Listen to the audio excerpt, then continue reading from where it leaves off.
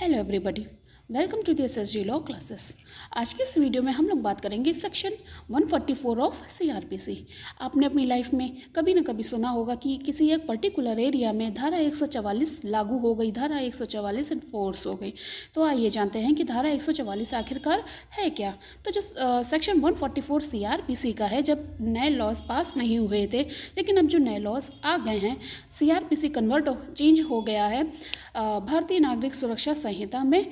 तो उसमें जो धारा 144 सीआरपीसी के अंतर्गत आती थी, अब यही धारा same to same act, same to same section particular एक चेंज हो गया है। 144 चेंज होकर 163 हो गया है एट BNSS 2023।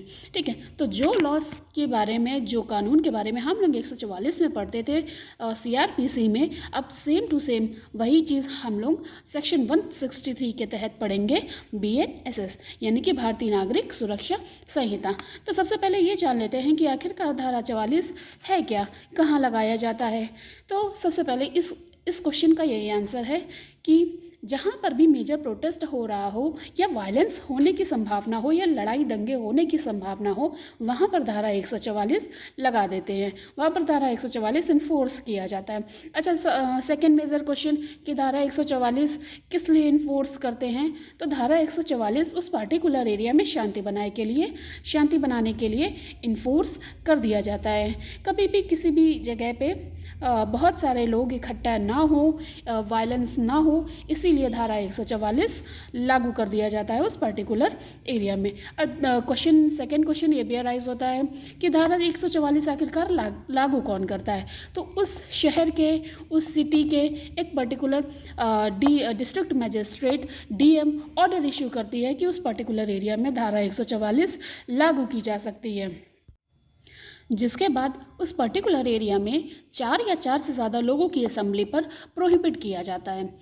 और कौन कौन सी सेवाएं रोकी जा सकती हैं धारा 144 के इन्फोर्स होने पर।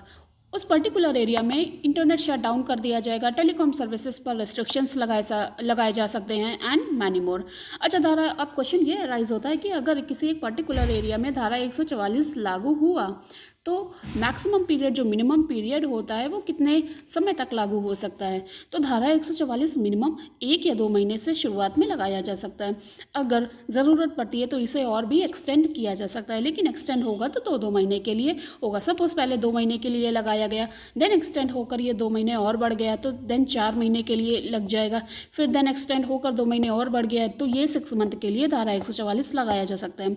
लेकिन धारा 144 अगर किसी एक पर्टिकुलर एरिया में इन्फोर्स हुई है तो वो 6 महीने से ज़्यादा नहीं लगाया जा सकता है। तो आज की वीडियो में बस इतना ही। अगर वीडियो इन्फॉर्मेटिव लगी है तो वीडियो को लाइक करें, चैनल को सब्सक्राइब करें। Thank you so much.